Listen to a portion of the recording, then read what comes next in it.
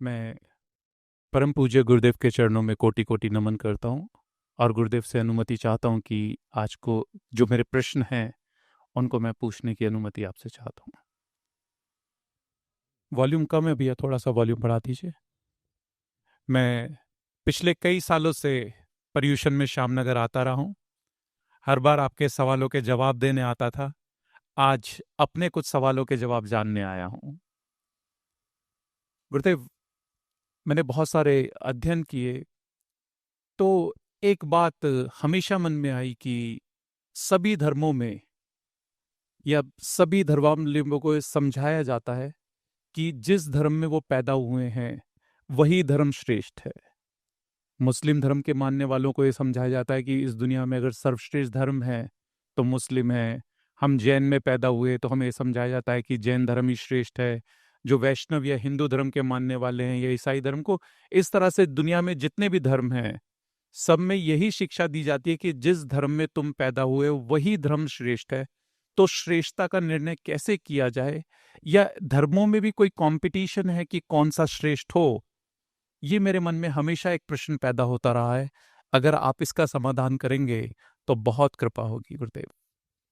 श्रद्धा की दृष्टि से देखें तो जिसके प्रति श्रद्धा होती है वो श्रद्धालु को श्रेष्ठ लगता है। लेकिन पंडित सुमेर चंद्र दिवाकर जी ने एक बात कही थी कि श्रेष्ठ वो है जो वैज्ञानिक कसौटी पर खरा उतरे, जो व्यावहारिकता पर खरा उतरे और जो वैचारिक दृष्टिकोण पर भी खरा उतरे। तो इन तीन मापदंडों से तीनों व से शुरू होते हैं, वैज्ञानिक, व्यावहारिक और वैचारिक। इन तीनों दृष्टियों से जो तीनों कसौटियों पर खरा उतरे वो श्रेष्ठ है। तो निर्णय कैसे हो कि इन तीनों पे कैसे खरा उतारें, कि किसी धर्म को वैज्ञानिक दृष्टिकोण पे, वैचारिक दृष्टिकोण पे या व्यवहारिक दृष्टिकोण पे? इसकी भी क्या कैटेगरीज हों कि वैज्ञानिक तौर पे धर्म को कैसे आंका जाए? क्योंकि विज्ञान और धर्म तो खुद अपने आप में कई बार दो अलग अलग चीजों को अलग अलग तरह से परिभाषित करते हैं। तो विज्ञान का काम होता है, अंग्रेजी भाषा में उसको हाउ एंड व्हाई, इन दो प्रश्नों का उत्तर जिस विद्या के पास है उसको विज्ञान कहते हैं। तो इन दो प्रश्नों के उत्तर जिन शास्त्रों में या जिन धर्म में उपलब्ध हों, बहुत सारे ऐसे घटनाक्रम हैं जिनके बारे में प्रश्न करते हैं तो फिर स्पष्ट उत्तर नहीं मिलते। जैसे उदाहरण के लिए रात में भोजन नहीं करना है, बहुत सारे ग्रंथों में लिखा हुआ है, जैन ग्रंथों में भी लिखा हुआ है, सनातन धर्मावलंबियों के ग्रंथों में भी लिखा हुआ है। चातुर्मास्ये तु संप्राप्ते रात्रि भोज्यम करोति यः तस्य शुद्धिर न विद्येत चांद्रायण शतैरपि। तो वहां पर महर्षि वेदव्यास कहते हैं कि चतुर्मास आने पर जो रात्रि में भोजन करता है वह सैकड़ों चांद्रायण तप करके भी पवित्र नहीं हो सकता। तो यहां पर कोई वैज्ञानिक स्पष्टीकरण नहीं है, लेकिन जब अपन वैज्ञानिक दृष्टि से विचार करते हैं कि वास्तव में क्या हो सकता है इसका समाधान, तब अपन पाते हैं कि जैन ग्रंथों में भी बहुत स्थानों पर रात्रि भोजन का निषेध, पद्म पुराण के 14वें पर्व में रात्रि भोजन का ऐसा निषेध है कि उसको अगर कोई पढ़ ले, जैसे गणेश वर्णी जी एक असाटी वैश्य थे, वहां पर सामने मंदिर में वो वचनिका हो रही थी, उन्होंने उसको सुना और जीवन भर के लिए उसने रात्रि भोजन छोड़ दिया। पर आज अपन विज्ञान के कसौटी पर कस के देखें तो रात्रि भोजन उचित है कि अनुचित, इस पर विज्ञान के पास तीन हेतु हैं। एक, कि रात में वनस्पतियों से कार्बन डाइऑक्साइड का निस्सरण होता है, यानी चारों तरफ वायु में कार्बन डाइऑक्साइड भरी होती है, और दिन में फोटोसिंथेसिस की प्रक्रिया होती है, प्रकाश विश्लेषण की, तो चारों तरफ ऑक्सीजन की मात्रा अधिक होती है। और ये वैज्ञानिक तथ्य है कि ऑक्सीजन के साथ अपना शरीर पूरी तरह सक्रिय होता है, और जब कार्बन डाइऑक्साइड अधिक होता है तो शरीर रेस्ट मांगता है, विश्राम चाहता है। तो पहली बात तो ये है कि आप अगर भोजन रात में डालेंगे तो शरीर पर लोड पड़ेगा, और कार्बन डाइऑक्साइड की अधिकता के कारण वो पूरी तरह शरीर काम नहीं कर पाएगा, एक बात।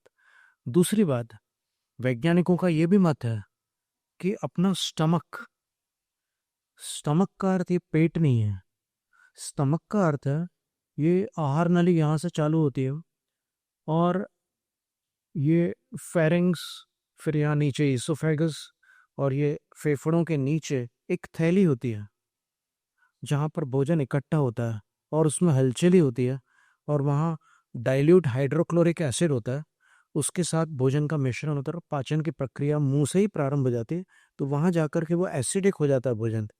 इसलिए दूध पी करके अगर उल्टी करो, कभी कदाचित ऐसी स्थिति आ जाए, तो फिर वो जमा हुआ दूध बाहर आता है एसिड की संगति में। तो उनका ये कहना है कि स्टमक जब खाली हो जाए और भोजन डिओडेनम में पहुंच जाए, इंटेस्टाइन्स में चला जाए, तब आप शयन करो, तो फिर आपका स्वास्थ्य अच्छा रहेगा। और ये तब तक संभव नहीं है जब तक आप रात्रि भोजन कर रहे हैं, क्योंकि आमाशय खाली होने में 3 से 4 घंटे लगते हैं। अब तीसरा कारण क्या है? तीसरा कारण यह है कि अपनी आंखों में 2 प्रकार की कोशिकाएं होती हैं, रॉड सेल्स और कोन सेल्स, शंकु कोशिकाएं और फिर रॉड वाली कोशिकाएं।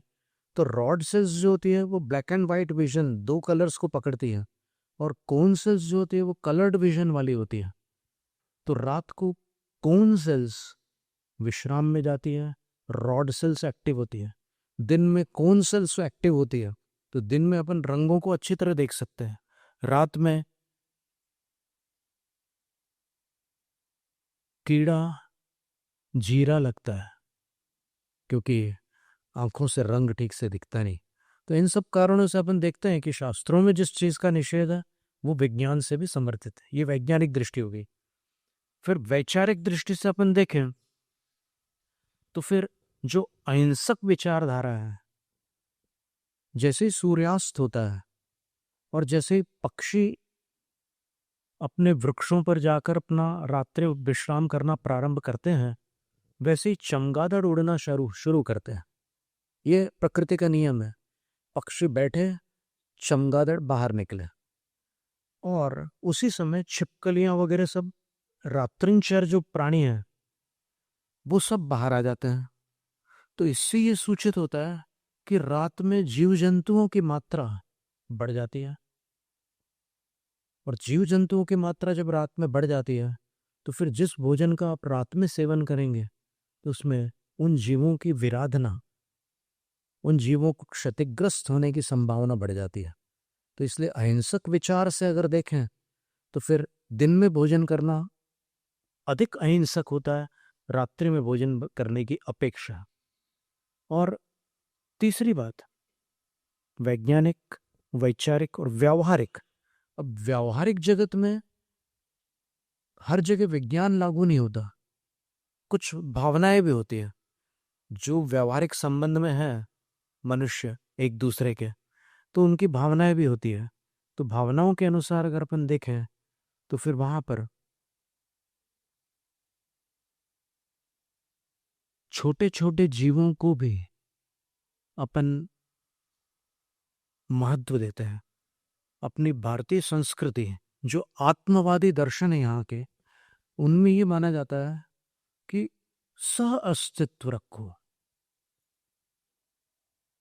जियो और जीने दो। वो छोटे हैं बड़े हैं जैसे भी हैं, सबको जियो और जीने दो, ये नियम लागू करता है। तो उस हिसाब से देखने पर ये तीनों प्रकार की दृष्टियों से जिस धर्म में ऐसी आचार विचार पद्धति हो जो इन तीनों दृष्टियों पर खरी उतरती है वही श्रेष्ठ प्रमाणित होता है। जी गुरुदेव, यहीं से एक प्रश्न और निकलता है, फिर तो रात में सभी क्रियाओं का निषेध होना चाहिए, सिर्फ भोजन का ही क्यों? क्योंकि अगर जीव राशि वातावरण में बढ़ रही है तो फिर किसी भी कोई भी कार्य किया जाएगा तो उससे निश्चित रूप से जीवों की विराधना होगी। तो फिर विशेष रूप से अब भोजन को ही इतना महत्व क्यों दिया गया? बहुत सुंदर प्रश्न है। वास्तव में देखा जाए तो जो क्रिया दिन में हो सकती है वो क्रियाएं दिन में कर लें, और जो क्रियाएं दिन में नहीं हो सकती है उनके लिए वैसा प्रावधान रखा गया है। एक समय सारणी है। तो धर्म पुरुषार्थ, अर्थ पुरुषार्थ, काम पुरुषार्थ, मोक्ष पुरुषार्थ, ऐसे 4 पुरुषार्थ भारत की प्राचीन संस्कृति में सभी मान्यताओं में मान्य है। तो उनमें इनका एक विभाजन है। प्रातःकाल जब प्रभात की वेला हो रही है या उसके पहले आप सवेरे उठ करके जो दिन का उद्घाटन है वो धर्म पुरुषार्थ से करिए। धर्म पुरुषार्थ आपने कर लिया, भक्ति कर ली, भगवान की पूजा आदि जो कुछ करना था कर लिया, स्वाध्याय कर लिया, ध्यान कर लिया, जप कर लिया, ठीक है। अब इसके बाद अर्थ पुरुषार्थ है। आप अपने लौकिक जीवन में जा करके, ये सारा प्रावधान शास्त्रों में है कि आप लौकिक जगत में जा करके न्यायोपार्जित धन को अपने पास लाकर फिर उससे अपना व्यावहारिक जीवन चलाएंगे। इसके बाद फिर काम पुरुषार्थ का काल है। तो काम पुरुषार्थ का जो काल है वो उसका एक नियत काल है, उस काल में काम पुरुषार्थ होगा। और फिर जो मोक्ष पुरुषार्थ है, जब आप जीवन भर की सब जिम्मेदारियों से, उत्तरदायित्वों से जब आप निवृत्ति की ओर आते हैं, तब आप ये विचार करते हैं कि अब ये मनुष्य जीवन था, इसमें जो मेरे कर्तव्य थे वो पूर्ण हो चुके हैं, अब मुझे अपना अंतिम कर्तव्य पूर्ण करना है, वो है मेरी आत्मा का शुद्धिकरण। जीवन भर मैंने जो पाप पुण्य जो भी कुछ किया है, अब मेरी आत्मा को मुझे स्वच्छ करना है, तो उसके लिए फिर मोक्ष पुरुषार्थ करता है। अब इसमें इस क्रम में कुछ ऐसे पात्र लोग होते हैं जो मोक्ष पुरुषार्थ को गृहस्थी में जाने से पहले भी अंगीकार करते हैं। ऐसे भी कुछ उदाहरण आते हैं। तो फिर उनके पूर्व जन्म में वो सब बहुत सारे कार्य संपन्न करके आए होते हैं, इसलिए उनको इस जीवन में जल्दी अवसर मिलता है। तो ऐसा भी एक क्रम चलता है। गुरुदेव, आपने निश्चित रूप से जो शंकाएं बहुत समय से दिमाग में थी उनके बहुत ही सुंदर मुझे समाधान दिए। यहीं से गुरुदेव 2 प्रश्न और आते हैं। एक प्रश्न सबको सुनने में बड़ा अटपटा भी लग सकता है। रात्रि भोजन इतना बड़ा पाप है कि उससे सीधा नरक मिल जाएगा, तो लोग ना जाने कितने बड़े बड़े पाप यहाँ करते हैं। मतलब सिर्फ अगर हम रात्रि भोजन जैसी चीज कर लेते हैं तो हमें सीधा नरक, और लोग ना जाने क्या क्या कर रहे हैं। तो फिर उन सब का क्या होगा? लगता है नरक के द्वार से हमें तो लौटा ही दिया जाएगा। बोले तुम क्या करते थे रात्रि भोजन? बोले तुम जाओ भाई, तुम्हारा नंबर बाद में आएगा, बहुत बड़े बड़े पापी खड़े हैं लाइन में, तुम कहाँ आ गए यहाँ पे? तो क्या छोटी छोटी चीजें, मैंने आलू खा लिया तो मैं नरक चला जाऊंगा, मैंने ये चीज कर ली तो मैं निगोद में चला जाऊंगा? तो फिर किस तरह से ये व्यवस्था है कि इन सब छोटी छोटी चीजों से जब नरक मिल जाता है तो फिर और जो बड़े बड़े पाप कर रहे हैं वो क्या व्यवस्था किस तरह से है? जैन शास्त्रों में इस प्रकार की तुलना नहीं की है कि रात्रि भोजन सबसे बड़ा पाप है, ऐसा नहीं कहा। उन्होंने कहा कि एक तो जो अपने मन की भ्रांति है वही सबसे बड़ा पाप है, और जब भ्रांति दूर हो जाती है तो अपनी प्रवृत्ति में जो कुछ भी अपन दोष करते हैं उनको 5 भागों में विभाजित किया है: हिंसा, झूठ, चोरी, कुशील और परिग्रह। तो इन पापों में अपने अंदर की जो, जिसको शास्त्रों में कषाय कहते हैं, क्रोध, मान, माया, लोभ, ये जो विकारी भाव होते हैं, इनकी तीव्रता जिसमें अधिक होगी वो बड़ा पाप हो जाएगा। और अगर मंदता के साथ कोई प्रवृत्ति हो गई है, आप भूल चूक से कुछ हो गया, तो फिर उसका फल उतना प्रचंड नहीं होगा। तीव्रता पर निर्भर करता है, उसकी इंटेंसिटी। यानी जैसे मान लो आपको किसी के प्रति दुश्मनी का भाव है, अब दुश्मनी का भाव अगर सामान्य है, आप ये चाहते हैं कि बस उसको कुछ दंड मिले, तो फिर उसमें जो बंद होगा वो जितना अपन भाव कर रहे हैं उतना होगा। और अगर आप ये सोचते हैं कि उसको एक पल भी सुख न मिले, वो रात दिन छटपटाता रहे, परेशान होता रहे, तो फिर इसमें आपके कषायों की तीव्रता बहुत अधिक है, तो उससे उतनी श्रेणी का कर्म बंद होगा। तो ये कैटेगरीज होती है कर्म बंद की, मंद के साथ मंद, फिर तीव्र के साथ तीव्र, और उसमें भी फिर और सब कैटेगरीज होती है, तीव्र, तीव्रतर, तीव्रतम, मंद, मंदतर, मंदतम। तो इन भावों से कर्मों के श्रेणियां बन जाती है। जी गुरुदेव, यहाँ पर दो सवाल और मेरे आपके जवाब में से मेरे दिमाग में आते हैं। पहला ये कि जो हमें कर्मों का फल मिलता है, इसकी व्यवस्था इस दुनिया में कुछ भी उधार में नहीं होता। हम आग में हाथ देंगे तो तुरंत जल जाएगा, पानी पिएंगे तो तुरंत प्यास बुझ जाती है। कर्मों का फल हमें जन्म जन्म तक मिलता रहता है। अगर इसकी भी व्यवस्था ऐसी हो जाती कि मैंने यहाँ पुण्य किया तो मुझे तुरंत मिल गया, पाप किया तो तुरंत सजा मिल गई, तो सब लोग इतने सजग हो जाते कि भाई हाँ, ये तुरंत की तुरंत मिल रहा है, तुरंत की तुरंत काम हो रहा है। तो ये कैसे निश्चित हो कि जो मेरे साथ हो रहा है मेरे 10 भव का, 20 भव का? क्योंकि हर बात का समाधान ये कहकर टालना आसान हो गया, बोले तेरे पूर्व जन्मों का फल है, जो भी हो हमारे साथ ये तेरे पूर्व जन्मों का फल है। तो अब इसको कैसे एक व्यक्ति समझे कि सच में ये पूर्व जन्मों का कुछ है या मेरे वर्तमान का है? ये मेरे पर कब कब की उधारियां चढ़ी हुई है जिनको मैं चुका रहा हूँ, या मैंने कब कब ब्याज का पैसा दिया हुआ था उसका पुण्य भी कमा रहा हूँ? तो अगर इसको आप ऐसी भाषा में समझा पाए कि मेरे जैसा एक व्यक्ति भी समझ सके, और जितने यहाँ हमें दर्शक सुन रहे हैं वो भी इस बात को समझ सकें कि हाँ, ये व्यवस्था क्या है। तुरंत की होती तो कितना बेहतर होती शायद ये व्यवस्था। फिर तो कोई व्यक्ति करता करता और नहीं करता वो बड़ा आसान हो जाता समझना। इसको अपन कुछ उदाहरणों से समझ सकते हैं कि हर घटना का फल तत्काल मिले, ऐसा प्रकृति का नियम नहीं है। कुछ ऐसी घटनाएं होती है जिनका फल तत्काल मिलता है, जैसे आपने उदाहरण दिया कि आग में हाथ डाला तुरंत जल जाता है, बर्फ पर हाथ रखो तो एकदम ठंडा हो जाता है।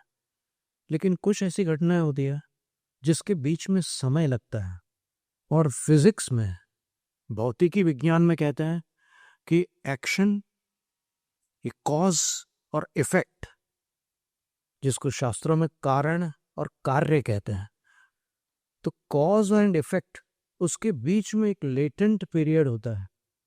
ये साइंस पढ़ने वाले जानते होंगे कि ऐसा नहीं है कि उसके बीच में बिल्कुल गैप ना हो।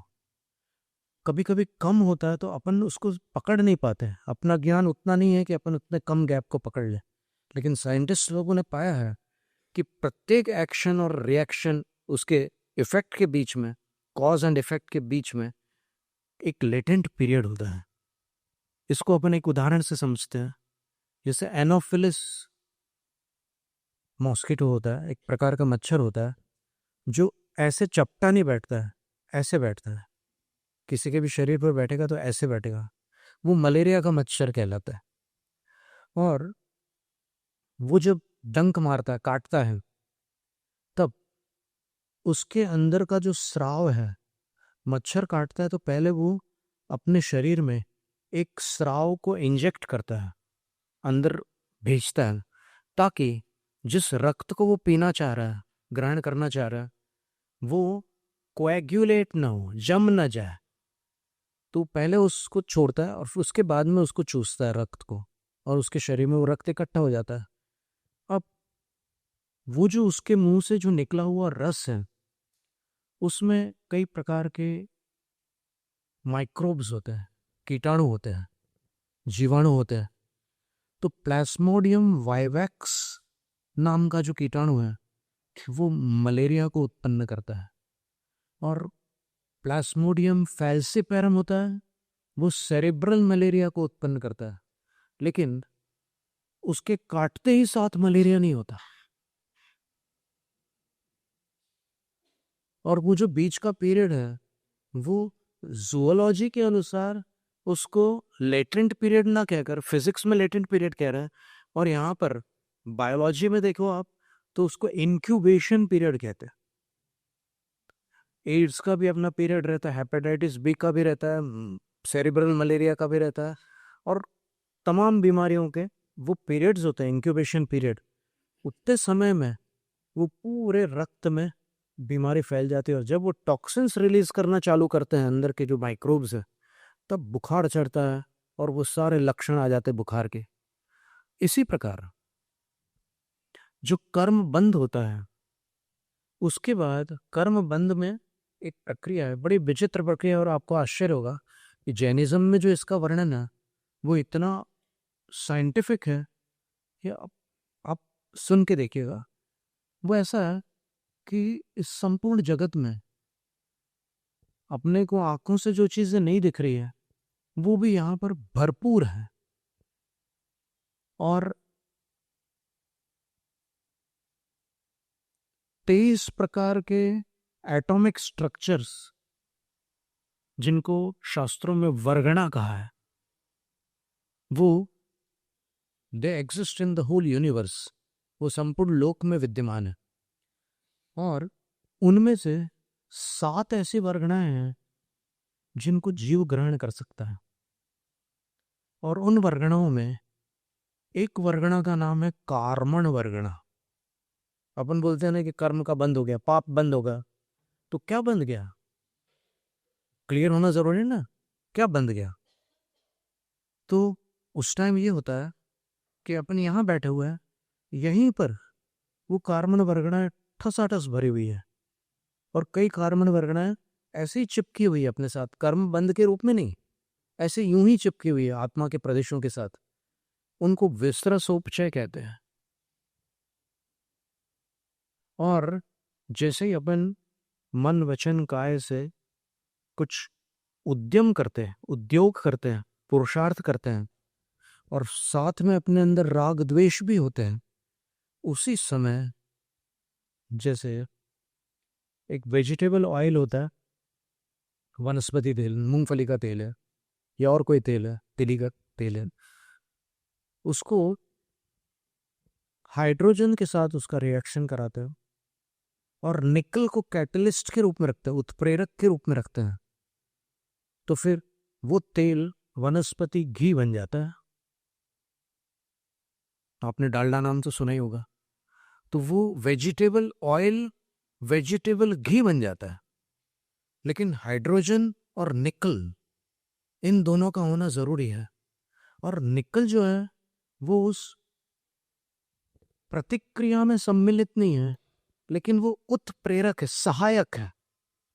ठीक इसी प्रकार ये जो कार्बन वर्गणा है, ये जो एटम्स है, जो कर्म के फॉर्म में कन्वर्ट होने वाले हैं, वो जब आत्मा में चिपकते हैं तो उस समय अभी वो एटम्स कार्बन वर्गणा के रूप में है।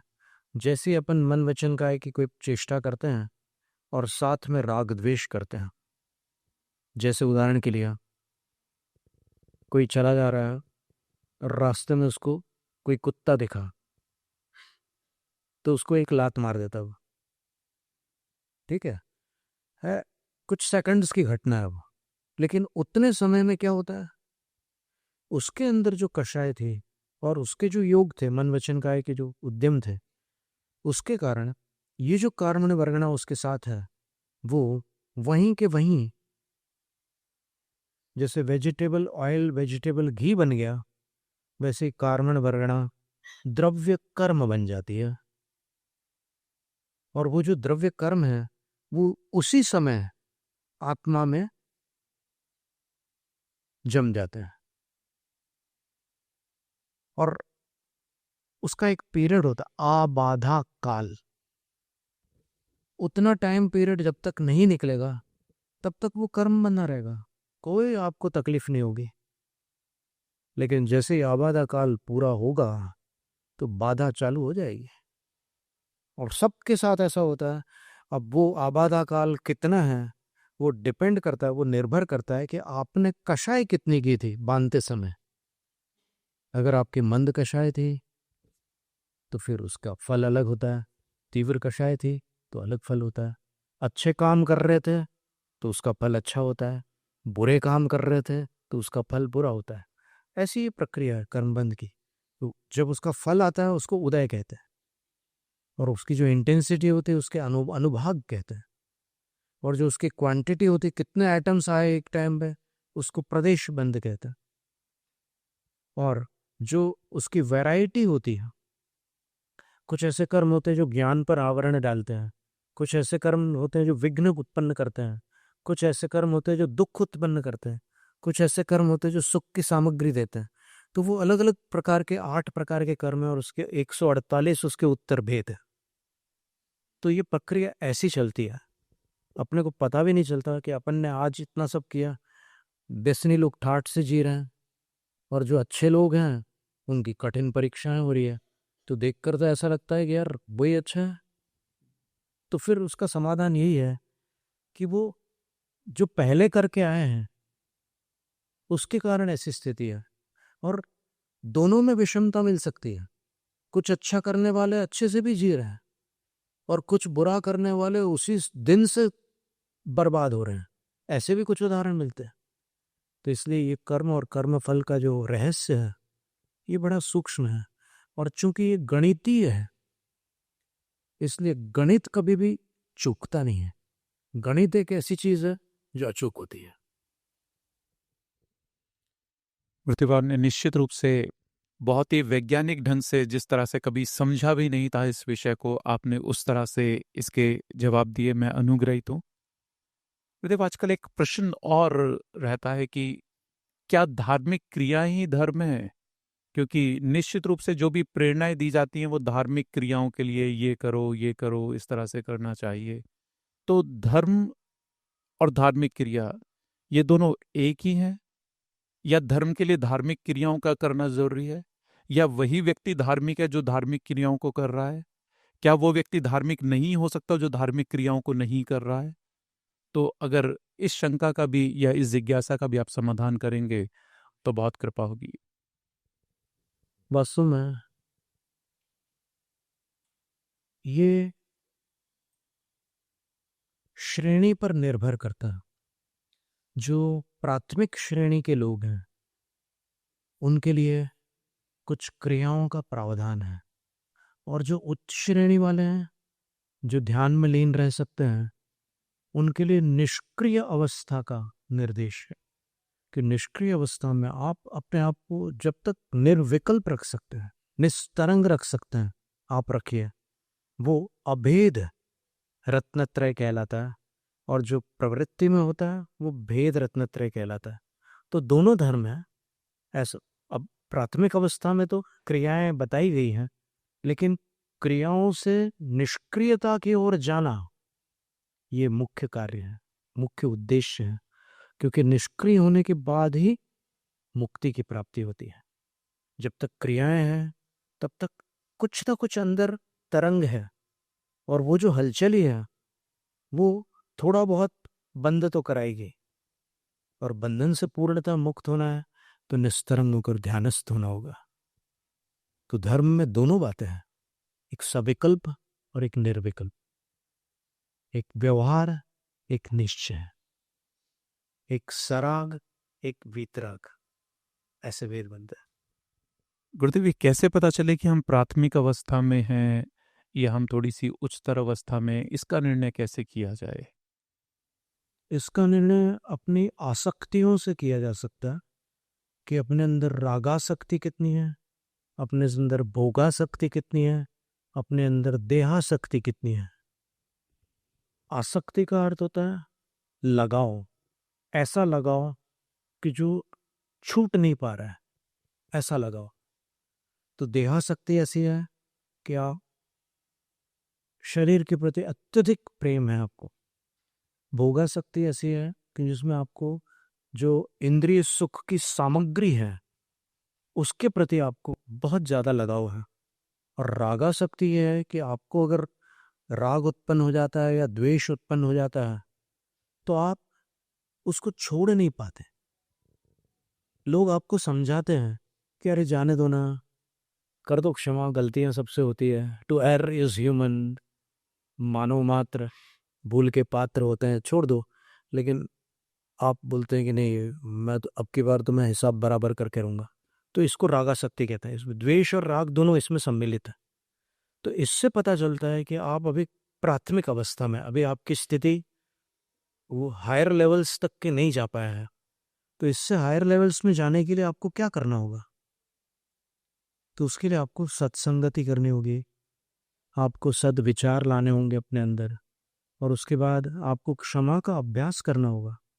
क्षमा तब मानी जाएगी जैसे आपने आज कह दिया कि भाई मैंने आपको क्षमा कर दिया, लेकिन आपके मन में वो चीज़ चालू है, और आपको 5 साल बाद वो मिलता है, तो फिर आपको ये याद आता है कि मैंने इसकी वो गलती क्षमा की थी, तो अभी क्षमा अधूरी है।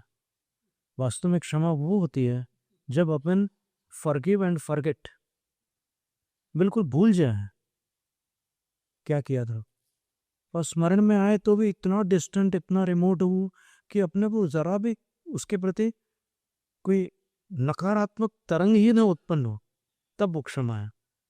तो अपने सद्गुणों में जब विकास होता है तब अपने लेवल्स ऊपर जाते हैं, और जब अपन लो वाइब्रेशन में रहते हैं, संक्लेश में रहते हैं, तो फिर अपने अंदर दुर्गुण पनपते हैं।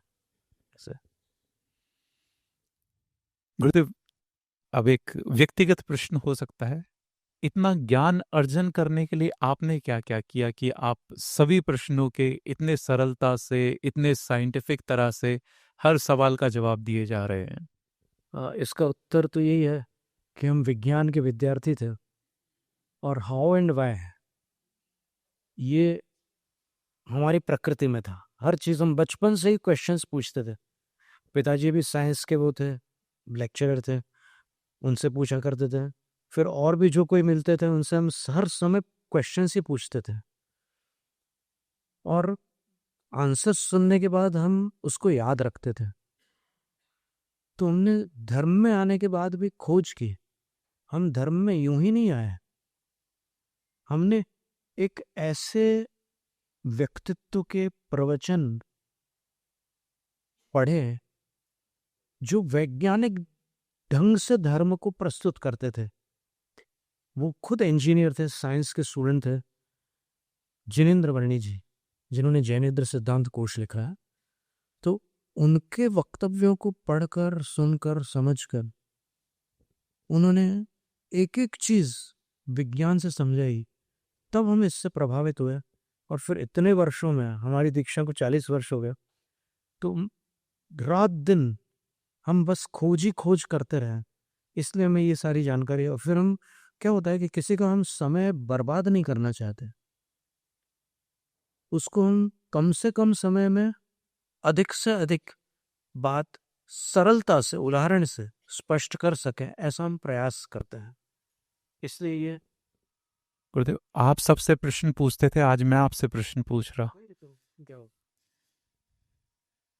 गुरुदेव, मेरा अगला प्रश्न है कि पंच कल्याणिक क्रियाओं में ऐसा क्या होता है कि पहले एक पत्थर है, अब वो पूजनीय हो गया।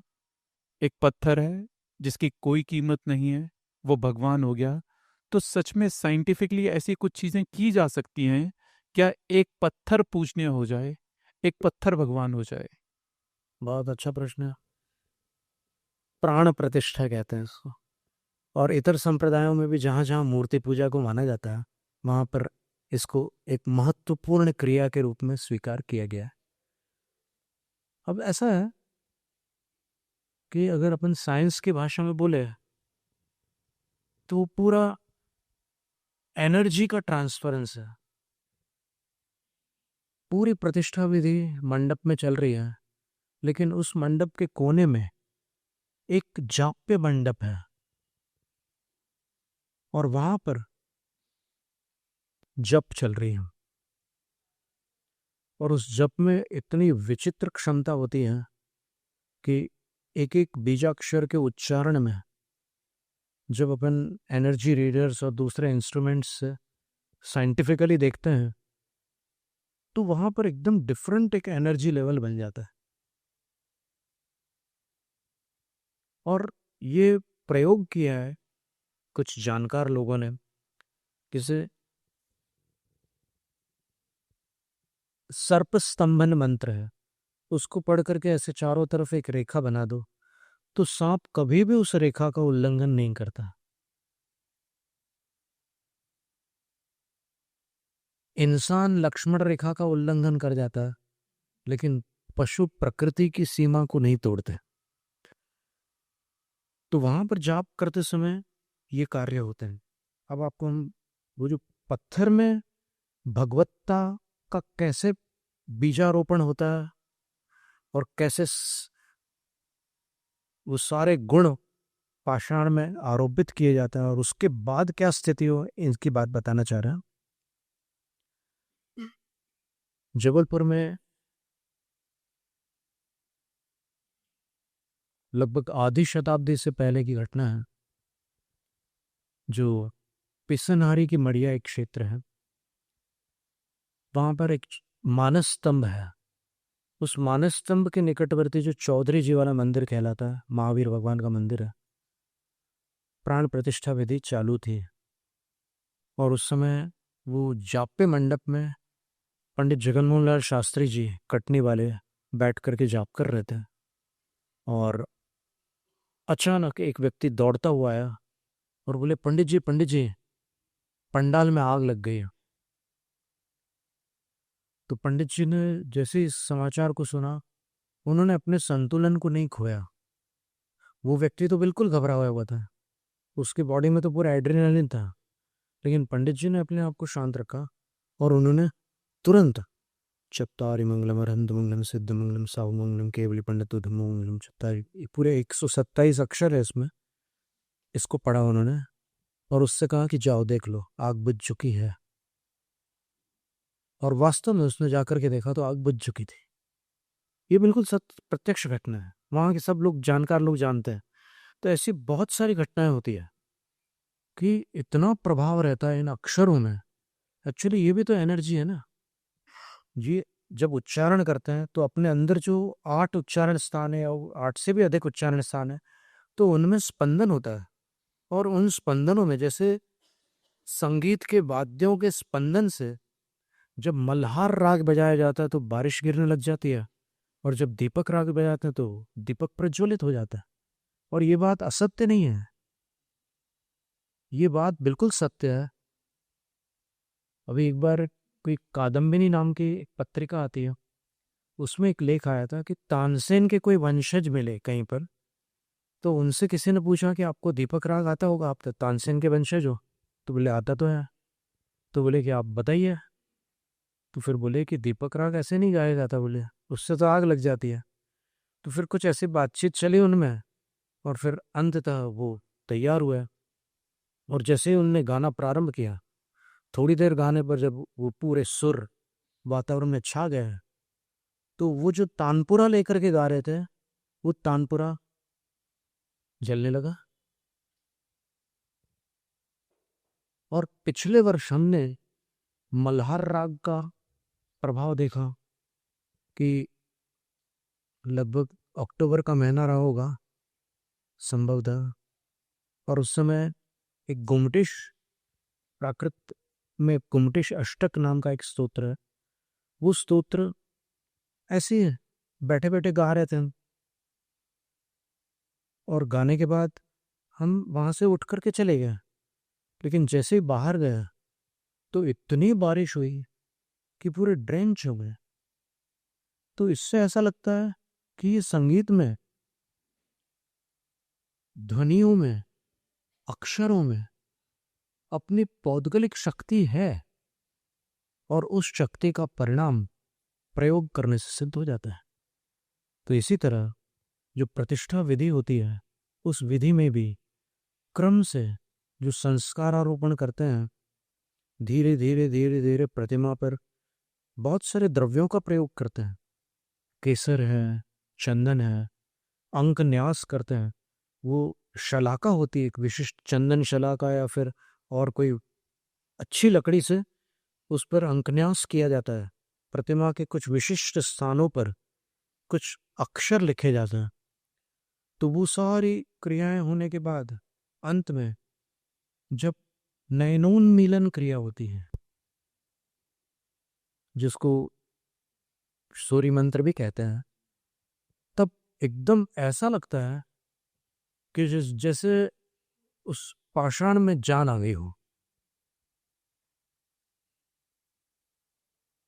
और तुरंत सबको ये फील होता है कि कुछ बदल गया है। और रही बात साइंटिफिकली इसको कैसे प्रूव करें, ये तो श्रद्धा वाली बातें हो जाती है। तो साइंटिफिकली प्रूव करने के लिए एक डॉक्टर अमरीश मेहता है अहमदाबाद के, वो कुछ इंस्ट्रूमेंट्स लेकर के गए थे, एनर्जी रीडर था, और फिर और कोई उनके कई इंस्ट्रूमेंट्स थे उनके पास।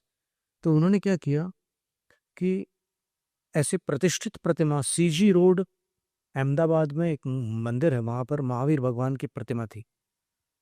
तो उन्होंने सिर्फ एक प्रयोग करने के लिए कि साइंटिफिकली ये चीज़ कैसे प्रूव होगी, यहाँ पर कुछ है, तो उन्होंने एक एक भक्त जो मंदिर में प्रवेश कर रहे थे उनसे कहा कि कुछ सेकंड्स का समय मुझे दो, फिर तुम अंदर चले जाना, मैं व्यवधान बन रहा हूँ तो क्षमा चाहता हूँ।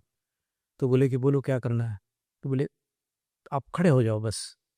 तो खड़े होने के बाद उनने उस यंत्र के लिए जो प्राथमिक बातें आवश्यक होती है, उसमें उस मनुष्य के शरीर का कुछ भाग ऐसे, मान लो त्वचा को रगड़ करके फिर उस यंत्र के बीच वाले हिस्से में ऐसे उसको लगा देते हैं, तो वो थोड़े एटम्स उसमें लग जाता है, तो फिर वो यंत्र कनेक्ट हो जाता है उससे, तो फिर वो उसी की तरफ जाता है, उसके एनर्जी वैसी सेट हो जाती है। तो उसने ऐसे देखा और पीछे पीछे होकर के देखा, तो वो 1.5 मीटर्स का एनर्जी फील्ड बन रहा था उनका।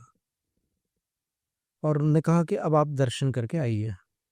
तो वो दर्शन करके आए, वहाँ पर प्रतिमा जी की 3 प्रदक्षिणा लगाई उनने, और जब बाहर निकले बोले कि एक बार और मैं टेस्ट करना चाहता हूँ। और फिर उनने जब दोबारा टेस्ट किया तो फिर वो जो एनर्जी फील्ड उनने नापा था वो 3 मीटर्स हो गया, यानी 1.5 मीटर से 3 मीटर हो जाना, और वो भी कुछ ही मिनटों में। इससे ये बात स्वीकार करनी पड़ती है कि कुछ तो होता है। ये इसको अपन अंधश्रद्धा नहीं कह सकते, क्योंकि यंत्र दिखा रहा है आपको, कुछ तो होता है। और फिर वही साइंटिस्ट फिर से आए थे एक बार पुणे में, तो उन्होंने फिर वहां पर दूसरा परीक्षण किया था, नमोकार मंत्र को लेकर के उनने चेकअप किया था। तो उनने नमोकार मंत्र सारी जनता को बोला कि आप पढ़िए, 9 बार नमोकार मंत्र का एक पद पढ़िए। और जिसको पेट में तकलीफ थी उसको वहां पर हाथ रखा उन्होंने, और फिर उन्होंने जो इंस्ट्रूमेंट्स थे उससे एक बड़े स्क्रीन पर वो दिखा रहे थे, कंप्यूटर से कनेक्टेड था वो स्क्रीन, तो उसमें वो ब्लैक कलर दिखा रहा था यहाँ पर। तो उन्होंने बोला कि आप ऐसे हाथ रखो, और सब लोग नमो लोए सब सावणम पढ़ेंगे 9 बार। और सब लोगों ने 9 बार नमो लोए सब सावणम पढ़ा। और पढ़ने के बाद उनने फिर से वो इंस्ट्रूमेंट ला करके उनके यहाँ पर लगाया, और स्क्रीन पर देखा तो ब्लैक कलर से उसका कलर ब्लू हो गया था। तो यहाँ पर तो कोई छल कपट कुछ भी नहीं है, एकदम सीधी सीधी घटना सामने, आंखों के सामने दिख रही। तो ये कुछ होता है ऐसा, एनर्जी का कुछ उसमें फंक्शन होता है। और जो प्रतिमा प्रतिष्ठित हो जाती है वो आप ये समझ लीजिए कि एक कागज का टुकड़ा है, और वो रिजर्व बैंक में जाकर के करेंसी बन जाती है जब, तो फिर उसमें करंट आ जाता है। वैसे ही प्रतिमा जब प्रतिष्ठित हो जाती है तो उसमें भी करंट आ जाता है। निश्चित रूप से गुरुदेव, बीइंग एनर्जी साइकोलॉजिस्ट, एनर्जी किस तरह से काम करती है, किस तरह से इसके फ्लोज होते हैं, मैं बहुत अच्छे से समझ पाया हूँ जो आपने जवाब दिया, किस तरह से एक पाषाण भगवान बन जाते हैं। गुरुदेव, अक्सर ये देखा गया है आज समाज में कि बहुत सारे धर्म ग्रंथों में भी बहुत सारे जब साधु संत आते हैं, गुरु आते हैं, तो वो अलग अलग विपरीत तरह की बातें सुनने को मिलती हैं। कोई कुछ करने के लिए कहता है, कोई कुछ ना करने के लिए कहता है, कोई इस क्रिया को इस तरह से करने के लिए कहता है, कोई इस क्रिया को दूसरी तरह से करने के लिए कहता है। तो एक श्रावक के अगर नज़रिए से देखूं तो बड़ा कठिन हो जाता है कि ये समझना कि सब लोगों ने अलग अलग बातें बता दी, मैंने सबको सुन लिया, स्व विवेक भी लगाऊं तो वो भी लगा लिया, लेकिन फिर भी किसी निश्चित निर्णय तक पहुंचना मुश्किल हो जाता है कि किसको फॉलो करूं, किसकी बात को मानूं या किसकी बात को ना मानूं। क्योंकि उन बातों को बताते समय कहीं ना कहीं उसको पाप पुण्य और दूसरी तरह से भी जोड़ दिया जाता है कि अगर ये करोगे तो तुम ये कर रहे थे, तुम अभी तक तुम घोर पाप कर रहे थे, तुम्हें ये पढ़ना नहीं आया, तुम्हारा तो अब एक तो डर पैदा हो गया। कई बार तो इससे छूट ही आता है, बोले ये भी मत करो वो भी मत करो, रहने ही दो, कहीं पता चला आप भी कुछ उल्टा ही कर रहे हो। तो किस तरह से एक श्रावक ये निर्णय करे कि किस तरह से किस क्रिया को फॉलो करना उचित होगा? ये बिल्कुल प्रासंगिक प्रश्न है, क्योंकि ऐसा ही एक प्रश्न हमारे पास 93 में आया था। सागर महिला मंडल की ओर से एक पत्र आया था कि महाराज जी आप सिखा कर गए कि किसी साधु का अनादर मत करो, सबका सम्मान करो, सबकी भक्ति करो, सबकी सेवा करो, सबको आहार दान कराओ। ये सारी बातें आपने सिखाई, लेकिन जब हम सबको सुनने बैठते हैं तो उनके विचार जब एक दूसरे से नहीं मिलते, एक कुछ और सिखाता है और दूसरा कुछ और सिखाता है, तो हम किसको सही माने? ये प्रश्न था। तो उसका उत्तर हमने दिया था कि जो हमारे पूर्वाचार्यों ने, जो केवली श्रुत केवली की परंपरा से, जो सर्वज्ञ देव ने, जिनके ज्ञान में कोई चूक नहीं थी, ऐसे अचूक ज्ञान के धारकों ने जो बात कही है, उनके कथन से यदि इनका कथन तालमेल रखता हो तो इनकी बात सत्य स्वीकार करो, और यदि उससे विपरीत जाता हो तो उसको आप गौण कर दो, उसको नजरअंदाज कर दो। उसका विरोध करोगे तो आपके अंदर फिर कलुषता उत्पन्न होगी। तो अपने को समझ में आ गया कि भाई वो अपने काम की चीज नहीं है, तो फिर उसको गौण कर दिया। ये तरीका था। लेकिन गुरुदेव, यहाँ पर एक प्रश्न और रहता है कि जब भी ये बातें बताई जाती हैं तो निश्चित रूप से किसी ना किसी शास्त्र का हमें रेफरेंस दे दिया जाता है कि ये वहां पर इस तरह से वर्णन है। जिन्होंने दूसरी बात बताई वो भी किसी न किसी शास्त्र का रेफरेंस दे देते हैं कि उस जगह पर ये वर्णित है। इससे ही दोनों शास्त्रों में वर्णित बातें बता दिया। मुझे नहीं पता कि उन दोनों शास्त्रों में वर्णित बातों में भी सब पूर्वाचार्यों के हो गए। इसके बियॉन्ड जाते हैं तो एक प्रश्न और खड़ा होता है कि ये भी कैसे मान लिया जाए, क्योंकि शास्त्रों की भी एक परंपरा रही है, और खासतौर से जब जिन आगम की बात आती है तो तीर्थंकरों ने खुद कुछ लिखा नहीं, सिर्फ दिव्य ध्वनि थी। गणधरों ने सुना, उन्होंने भी कुछ नहीं लिखा। ये तो आगे आते आते जब आचार्यों को ये ज्ञात हुआ कि अब उतनी तीव्रता नहीं रही है बुद्धि के अंदर कि अब सब कुछ याद रखा जा सके, तो वो भी हजारों वर्ष बाद लिखने शुरू हुए। फिर उसमें भी आता है जो लिखे गए वो प्राकृत में थे, प्राकृत को भी फिर उसकी टीका हुई, तो लिखने वालों ने अपने मन से उसमें कुछ जो बदलाव जिसको जो ठीक लगा वो कर दिए। तो इस सारी व्यवस्था को समझते हुए कि पहले तो दो मेरे प्रश्न हुए गुरुदेव यहाँ कि शास्त्रों में दो अलग अलग रेफरेंस मिले, हमें बता दिए गए वहां पर ये अलग अलग वर्णन है।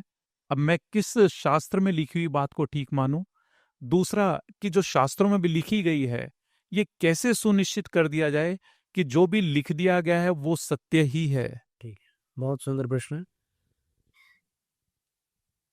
तो जैसा हमने अभी थोड़ी देर पहले कहा था कि गणित में छल संभव नहीं है। गणित में जो फॉर्मूला है उसके अनुसार वही रिजल्ट आता है। अब चाहे वो गणित geometry, trigonometry, arithmetic, mathematics, algebra, कुछ भी हो,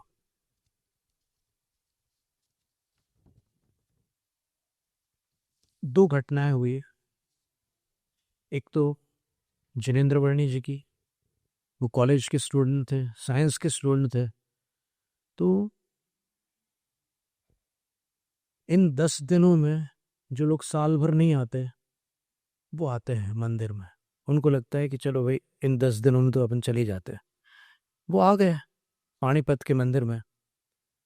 और संयोग की बात ऐसी बनी कि उनके जो पिताश्री थे, जय भगवान एडवोकेट थे, वो वहां पर शास्त्र पढ़ रहे थे। तो इनने कभी सुना नहीं था उनको, तो इनको लगा कि चलो आज 2 शब्द सुन के देखते हैं क्या है। तो जब वो सुनने के लिए खड़े हुए तो ऐसी जाली थी, तो जाली को पकड़कर वो खड़े हो गए। अंदर पूरी सभा भरी हुई थी और वहां पर वो माइक पर बोल रहे थे। इन्होंने सुना और वो वकील थे, उनका एक्सप्लेनेशन का तरीका, समझाने का तरीका भी बहुत सुंदर था। तो ये मंत्र मुग्ध हो गए और थोड़ी देर में ये भूल गए कि ये मेरे पिताजी बोल रहे हैं। वो उन बातों में डूब गए। और जब उनका व्याख्यान पूर्ण हुआ तब तक बरसात भी गिरी और ये पूरे भीग गए। अब इतने उसमें लीन हो गए थे कि ये ध्यान भी नहीं दिया उन्होंने कि मैं भीग रहा हूँ। और उसके बाद फिर उनको लगा यार ये तो, मैं तो समझ रहा था कि धर्म तो फोकट की चीज़ है, जो फुर्सत वाले हैं वो लोग बैठ बैठ करके वो आपस में बातचीत करते रहते हैं, कोई इधर की बात खींचता है, कोई उधर की बात खींचता है, लेकिन ये तो कमाल की चीज़ है। और फिर जब उनने साइंटिफिकली पढ़ना चालू किया तो फिर उन्होंने जैनेन्द्र सिद्धांत कोश का संपादन किया, जो आज एक अद्भुत निधि है। इसी प्रकार पंडित गोपाल दास बर्रैया जी मोरेना में, इन्हीं 10 दिनों में उनका जाना हुआ। वो भी कॉलेज के विद्यार्थी थे और गणित प्रेमी थे वो। तो जाना हुआ तो संयोग ऐसा बना कि जब वो मंदिर से लौट रहे थे तो उस समय कुछ एक समूह था कुछ बुजुर्गों का, वो गुम्मट सार पढ़ रहे थे। और उसमें अचानक एक दादाजी बोले कि अगर कोई गणित का विद्यार्थी होता तो फिर इसका कुछ रास्ता निकल आता। तो ये बात उनके कान में पड़ी और वो अंदर जाकर के बोले, जय जिनेन्द्र दादाजी, मैं गणित का विद्यार्थी हूँ, क्या समस्या है आपकी, और यहाँ मंदिर में कौन सा गणित का आप हल चाहते हो। तो फिर उनने बोला कि हमारे शास्त्रों में गणित है, अलौकिक गणित बोलते हैं उसको, ये गुम्मट सार का गणित है और तुम कोशिश करके देख लो। तो उनको लगा कि बहुत सिंपल गणित होगा, अभी मैं 2 मिनट में कर दूंगा। लेकिन जब वो बैठे वहां पर करने के लिए तो उनको लगा कि जितना सिंपल मैं समझ रहा हूँ उतना सिंपल तो नहीं लगता। तो उनने कहा कि मैं घर जा करके करके लाऊं क्या।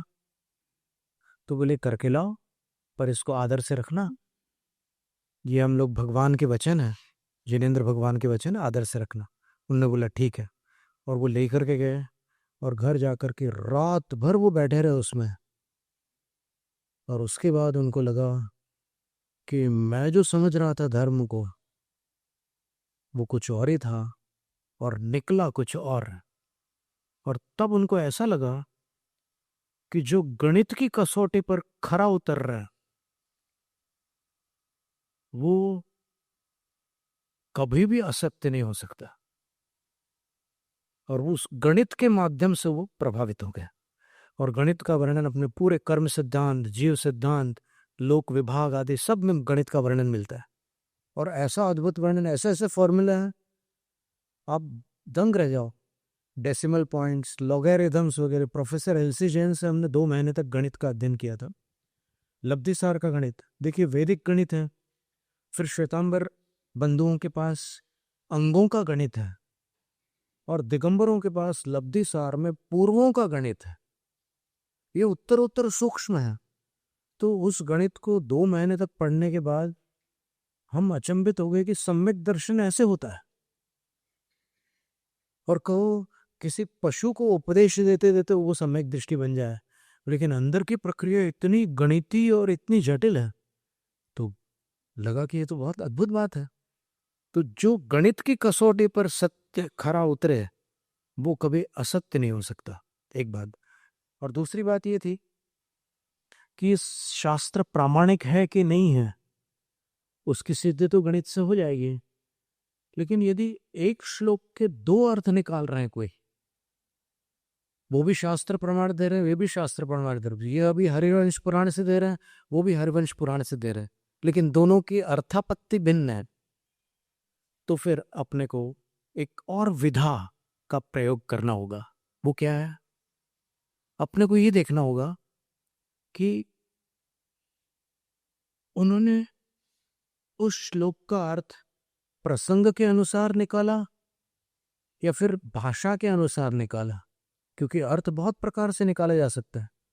शास्त्रों में 5 प्रकार के अर्थ करने की पद्धति बताइए: शब्दार्थ, मतार्थ, आगमार्थ, नयार्थ और भावार्थ। तो उनने सीधे सीधे भावार्थ निकाल दिया, और वो भावार्थ वहां निकल रहा है कि नहीं, तो इसकी परीक्षा करने के लिए अपने को सिद्धांत न्याय को जोड़ करके उस अर्थ को घटित करना होगा। और फिर धर्म किसी को डराने के लिए नहीं है, उसको निर्भय बनाने के लिए है। आप डरा कर कोई उसको नियम दिलवा दोगे, बाद में जब उसमें विवेक जागृत होगा और आपका दिया हुआ नियम यदि असत्य प्रमाणित हो गया, तो फिर उसकी आपके प्रति हमेशा के लिए अश्रद्धा हो जाएगी, और कहो धर्म के प्रति अश्रद्धा हो जाए, ऐसा भी संभव है। तो इसलिए डराने की बात नहीं है, समझाने की बात है। और समझाना वहां तक समझाना कि जहां से वो समझना सीख जाए। समझ में आ रहा है आपको? व्यक्ति समझने से नहीं, समझाने से नहीं समझता, जब वो समझना सीख जाता है तब समझता है। तो ऐसी समझ उसमें उत्पन्न कर दे कि उसके बाद वो अपने विवेक से सत्य और असत्य का निर्णय करना सीखे। और उसमें समय लगेगा, उसको संगति में रहना पड़ेगा, उसको अभ्यास करना पड़ेगा, और उसके बाद फिर कोई भी उसको गुमराह नहीं कर सकता। क्योंकि जिसने निष्पक्ष सत्य को पकड़ना सीख लिया, उसको कोई थोप करके सत्य का ठप्पा लगा करके किसी असत्य को उसके हृदय तक स्थापित नहीं कर सकता। निश्चित रूप से गुरुदेव, आपके जो उत्तर हैं उनसे बहुत सारी जो मेरे मन में जिज्ञासाएं थी उनका समाधान हुआ है। और अंतिम 2 प्रश्न और हैं मेरे। यहीं से एक प्रश्न और पैदा होता है गुरुदेव। एक है आगम परंपरा, एक दूसरी है संघ परंपरा। तो जब आगम एक है तो फिर संघ परंपराएं अलग अलग कैसे हो सकती हैं? फिर तो सबकी एक ही परंपरा होनी चाहिए थी, लेकिन ये संघ परंपरा के नाम पर अलग अलग चीजों का जो वर्णन आता है वो क्या है फिर? देखो, जब ज्ञान के जगत में श्रद्धा का प्रवेश होता है तो कुछ आग्रह उत्पन्न होने लग जाता है कि नहीं, वो ऐसा करते थे इसलिए हम भी ऐसा करेंगे। आचार्य शांति सागर महाराज श्री की जीवनी को जब अपन पढ़ते हैं तो फिर अपन पाते हैं कि उनके जीवन काल में जब एक बार धवला की वाचना हुई, तो फिर उसमें जो प्रथम पुस्तक थी जीवस्थान का जो वर्णन था, जिसमें षटखंडागम में जो पहला खंड है वो जीवस्थान है, उसमें 93 नंबर सूत्र में वेद मार्गणा के अंतर्गत एक शब्द था। उस शब्द को लेकर के बड़ा विवाद चला, वर्षों तक चला, और आचार्य महाराज को भी कई विद्वानों के साथ चर्चा करने के बाद ऐसा लगा कि ये चीज गलत है। लेकिन जब उनकी संलेखना का समय आया, देखो इसको बोलते हैं वैज्ञानिक बुद्धि। जे कृष्णमूर्ति जी बोलते थे कि दिल में धर्म हो और दिमाग में विज्ञान। विज्ञान का अर्थ ये आधुनिक विज्ञान नहीं, हाउ एंड वाई, ये खोज वाली बुद्धि हो, और श्रद्धा जो है वो धर्म श्रद्धा हो। तो आचार्य शांति सागर महाराज श्री दुराग्रही नहीं थे, ये सबसे अच्छी बात थी, और ये वास्तव में उनका स्तुत्य गुण है जब उनकी संलेखना हो रही थी, तब वो दो विद्वान पहुंचे जो उस मान्यता को लेकर आचार्य श्री के पक्षधर नहीं थे, और मराठी में वो पत्र भी आज हमारे पास उपलब्ध है। वो जब पहुंचे तो उनको अंदर जाने नहीं मिला, तो फिर उन्होंने निवेदन किया कि आप महाराज श्री से सिर्फ हमारा नाम बता देना कि वो दर्शन चाहते हैं। तो आचार्य श्री ने बोला आने दो उनको। वो आए अंदर, और अंदर आने के बाद चरणों के पास बैठे। ये पद्धति है। महाभारत में भी दुर्योधन सिर के पास बैठा था, अर्जुन पैरों के पास बैठा था। तो गुरु के सिर के पास नहीं बैठा जाता, पैरों के पास बैठा जाता है। तो वहां आकर के जब बैठे, नतमस्तक हुए और कहा आचार्य श्री नमोस्तु। तो आचार्य श्री ने उनका नाम लेकर कहा कि आ गए। बोले कि सुनो, मैं तुम्हारी प्रतीक्षा कर रहा था। संलेखना चल रही है, कभी भी आयु पूरी हो सकती है, लेकिन मैं तुम्हारी प्रतीक्षा कर रहा था।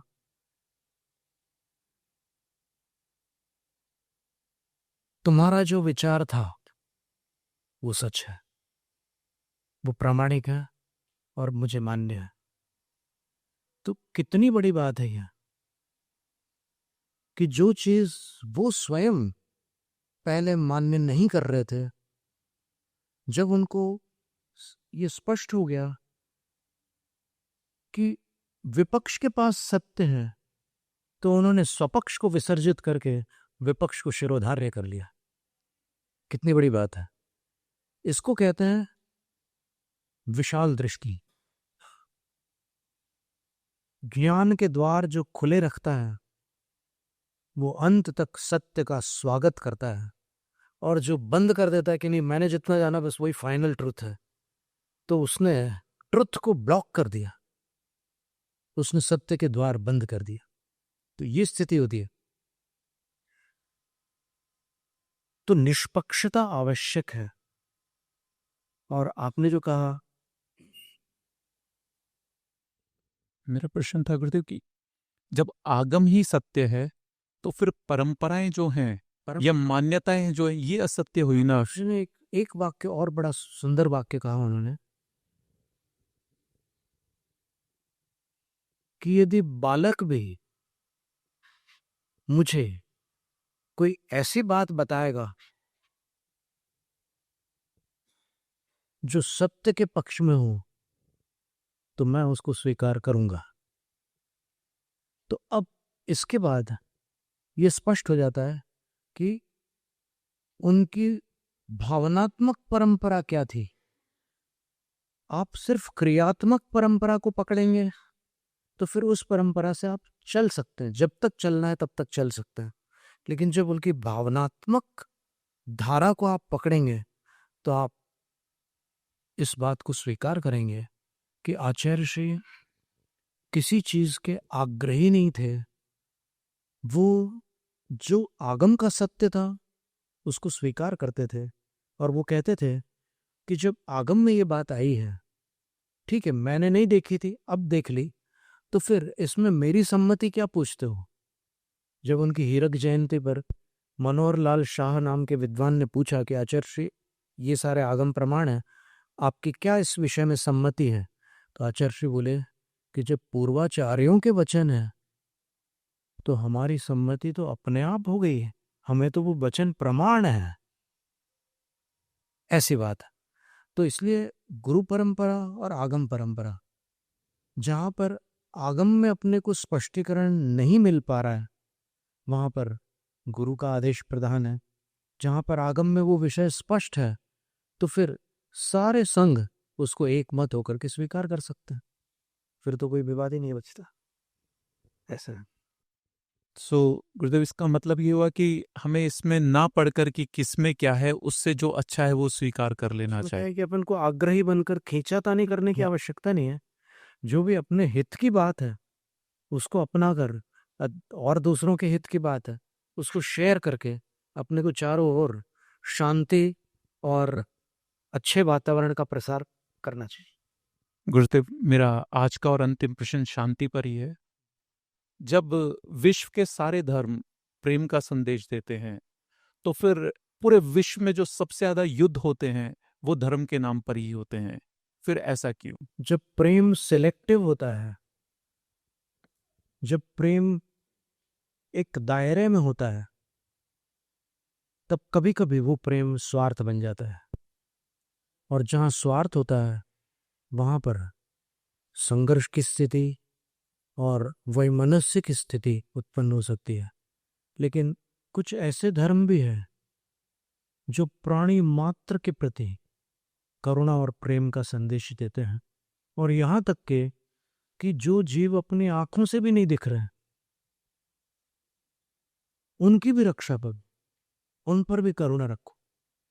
ऐसे जो सर्वहितकारी भावना से भरे हुए जो धर्म है, वो कभी भी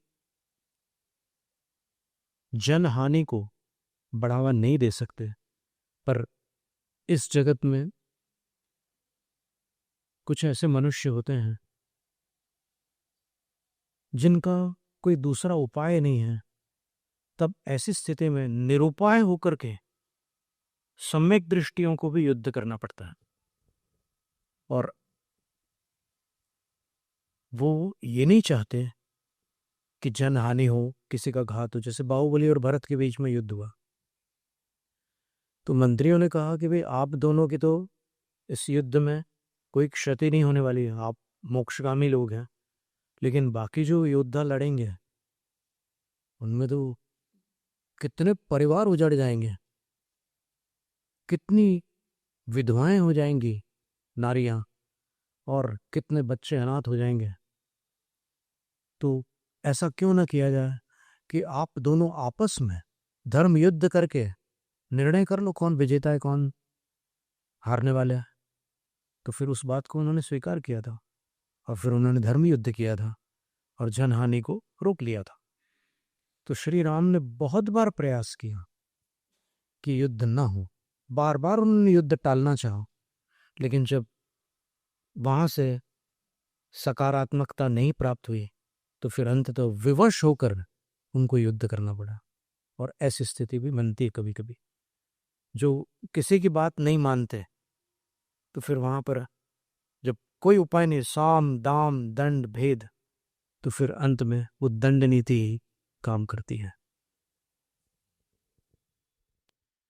निश्चित रूप से गुरुदेव, आज ये जो चर्चा रही, हम सभी के बहुत सारे, सिर्फ मेरे सवाल नहीं थे, ये सवाल आप सबके थे, जो आप सबके माध्यम से मैंने आज गुरुदेव के समक्ष रखे।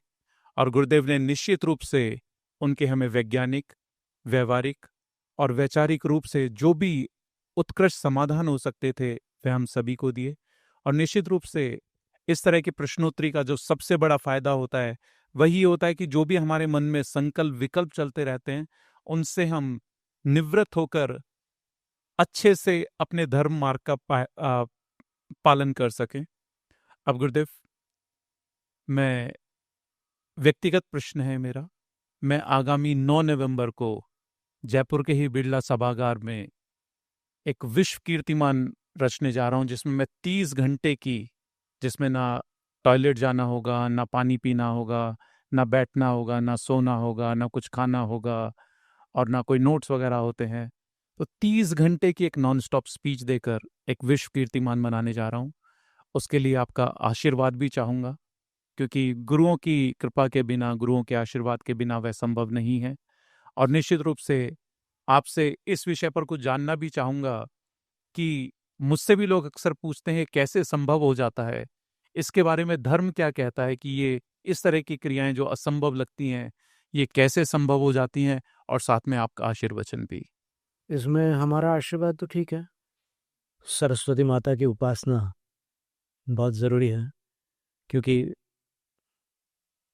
वो सरस्वती माता ही ये सारी क्षमताएं, ज्ञान की सारी क्षमताएं सरस्वती माता की कृपा से हैं। और ये कैसे होता है, इसका समाधान ये है कि अपन कितना भी थके हुए क्यों ना हो,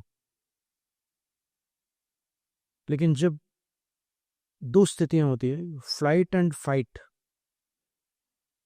जब वो स्थिति आती है, मान लो आप रात में सो गए हैं, बुरी तरह थके हुए आप एकदम सो गए, और एकदम आवाज आती है कि एक सांप दरवाजे के अंदर घुस गया है, तो आप कितने भी थके क्यों ना हो, आपकी नींद गायब हो जाती है। एक स्थिति ये होती है फ्लाइट एंड फाइट रिएक्शन। और दूसरी स्थिति ये रहती है कि अपने को बहुत सुस्ती महसूस हो रही है, खूब थकान आ रही है, अपन बैठे बैठे ऐसे झपकी ले रहे हैं, झटके आ रहे हैं, लेकिन उस समय कोई अपनी मनपसंद बात अपने सामने आ जाए जो अपनी फेवरेट हो,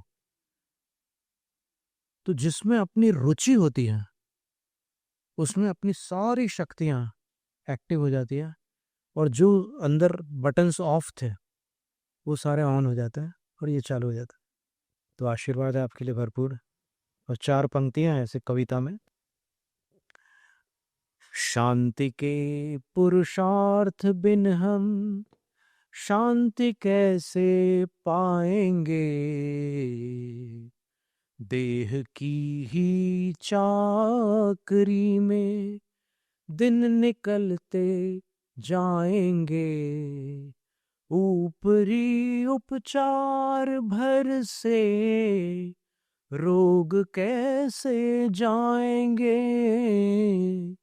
चर्म धोने से कभी भी कर्म ना धुल पाएंगे। जैनम जयतु शासनम। ओम ह्रीम ऐं क्लीं सरस्वत्यै नमः।